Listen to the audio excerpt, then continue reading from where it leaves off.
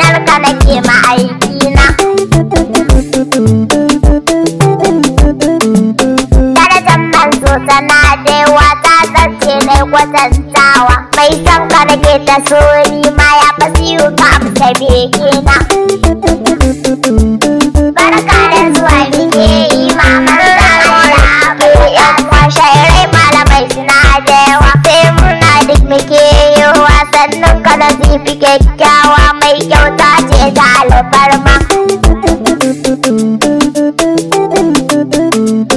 Kyautar manzo tana da yawa har da koki yake yi wa. Kyautar rai ma yana yiwa in an mutu sai ya tashe ka kuji kai darajar masoyina. Barka da zuwa muke yi maman zan Allah balaka. Wani yaro an yi marshi ma alfarman nan ta mai girma. Ciwo na ciki yake fama ya zo gunshi mafi girma ya faɗa masa duk bukatunsa.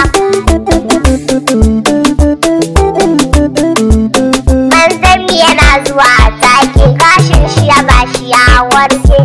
Ne shi a nan take lafiyar shi talin ku ba shakka. Domin mamudi manzo na barka da zuwa muke yi maman zan Allah balaka.